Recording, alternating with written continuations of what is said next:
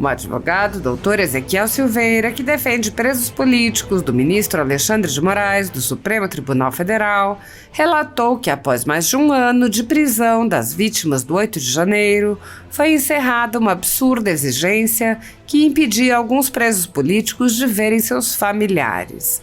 Os familiares que não pudessem comprovar a vacinação no número de doses exigido não podiam ver os presos, nem mesmo por videoconferência.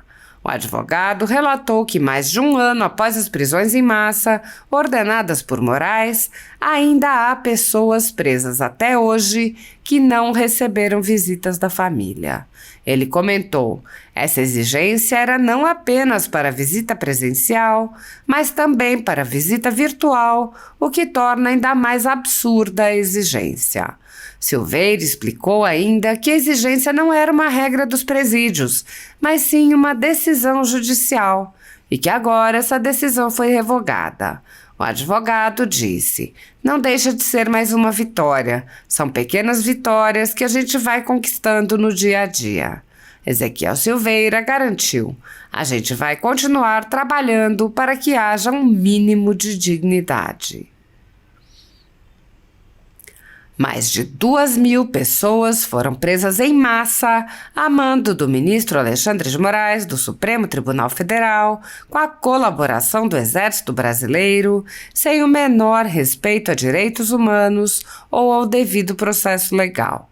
Centenas dessas pessoas passaram meses a fio presas e só foram libertadas com medidas cautelares excessivas e arbitrárias, muito piores do que as que são aplicadas a pessoas condenadas por crimes graves.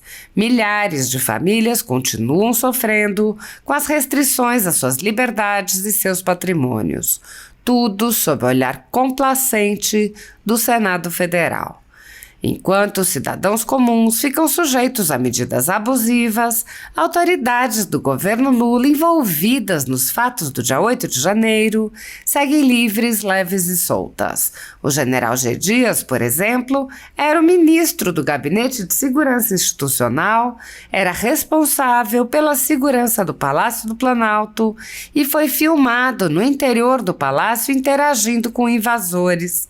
Até o momento, o general G. Dias não foi preso, não teve seu passaporte apreendido, nem suas contas bloqueadas, nem seus bens ou sua renda apreendidos. Essas medidas cautelares são reservadas a conservadores que podem sofrer qualquer uma ou várias delas, sem qualquer indício de crime, sem direito à defesa nem acesso ao devido processo legal. Quando aplicadas a conservadores, as medidas cautelares podem perdurar pelo tempo que desejar o senhor ministro que determina sua aplicação, ainda que as pessoas não tenham foro privilegiado e não estejam, portanto, sujeitas à jurisdição das cortes superiores. Apoiadores do ex-presidente Jair Bolsonaro e pessoas que apenas têm um discurso diferente do imposto pelo cartel midiático vêm sendo perseguidos, em especial pelo Judiciário. Além dos inquéritos conduzidos pelo ministro Alexandre de Moraes no Supremo Tribunal Federal, também o ex-corregedor do Tribunal Superior Eleitoral, Luiz Felipe Salomão, criou seu próprio inquérito administrativo e ordenou o confisco da renda de sites e canais conservadores, como a Folha Política. Toda a receita de mais de 30 meses do nosso trabalho está bloqueada por ordem do TSE, com aplauso dos ministros Luiz Roberto Barroso, Alexandre de Moraes e Edson Fachin. Sem a possibilidade de receber a renda de seu trabalho, o jornal corre o risco de fechar. Se você apoia o trabalho da Folha Política e pode ajudar, use o QR Code para doar qualquer quantia para a empresa Raposo Fernandes ou use o código ajude@folhapolitica.org. Caso prefira, há a opção de transferência bancária para a conta da empresa Raposo Fernandes, disponível na descrição deste vídeo e no comentário fixado no topo. Há mais de 10 anos, a Folha Política faz a cobertura da política brasileira, mostrando atos, pronunciamentos e eventos dos três poderes, quebrando a espiral do silêncio imposta pelo cartel de mídia que quer o monopólio da informação. Pix a ajude@folhapolitica.org. Assista! Bom dia, pessoal. Ezequiel Silveira aqui. Estou saindo da Papuda, onde tive a oportunidade de conversar ali com alguns dos réus do 8 de janeiro. Eles estão bem dentro do possível, né? A maioria está trabalhando lá internamente. Esse serviço também serve para remissão de pena, né? Para diminuir o tempo de cumprimento, o tempo de prisão. Mas eles ficaram muito felizes com a notícia que eu vou compartilhar aqui com vocês também. Alguns já estão sabendo.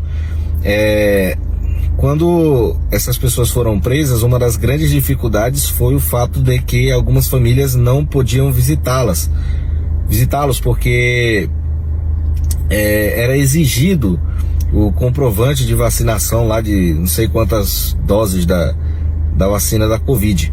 E muitas pessoas não tinham isso, inclusive ainda há pessoas presas até hoje que não receberam visita de familiar por conta dessa exigência, uma exigência absolutamente absurda, uma vez que a pandemia da Covid acabou há bastante tempo, e essa exigência era não apenas para a visita presencial, mas também para a visita virtual, o que torna ainda mais absurda a exigência.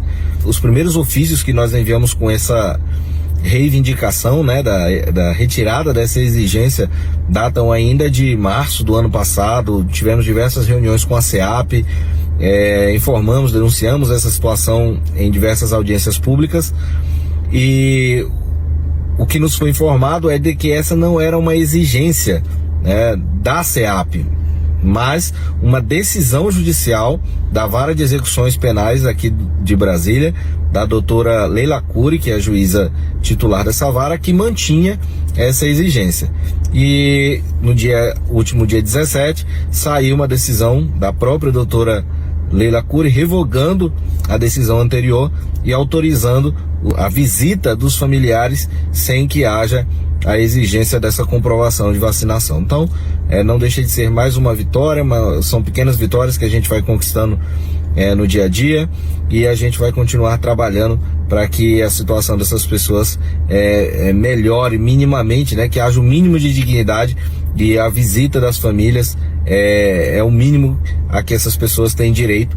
E agora, vários dos que estão lá que não podiam ter a visita dos seus familiares por conta dessas circunstâncias, agora poderão ver os seus entes queridos, ainda que por vídeo, né?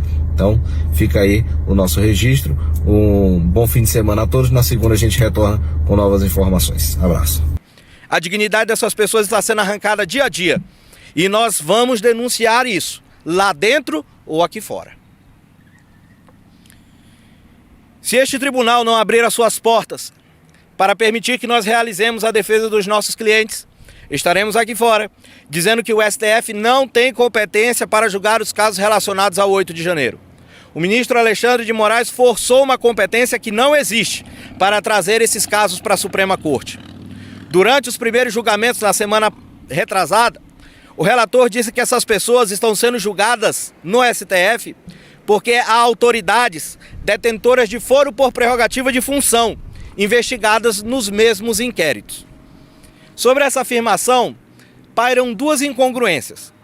A primeira é que havia, e hoje não sabemos se há mais, porque nós não temos mais segurança jurídica no nosso país, havia no Supremo uma regra, que era a regra do desmembramento, em que, havendo pessoas com prerrogativa de foro e sem prerrogativa de foro investigadas pelos mesmos fatos, as que não tinham prerrogativa tinham os seus processos desmembrados e enviados para a primeira instância.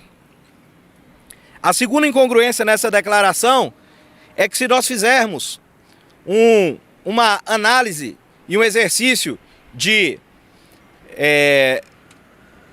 pensamento, nós fazemos o seguinte questionamento: se eu, que não tenho foro por prerrogativa de função, sou investigado no STF, e uma pessoa que tem foro por prerrogativa. Ambas são investigadas. E eu, que tenho a prerrogativa, não sou denunciado, não viro réu e o processo é arquivado em relação a mim.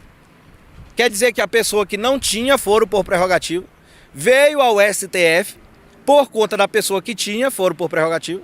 Esta pessoa sai e aquele que não tem prerrogativa fica para ser julgado por uma corte que não é competente para julgá-la.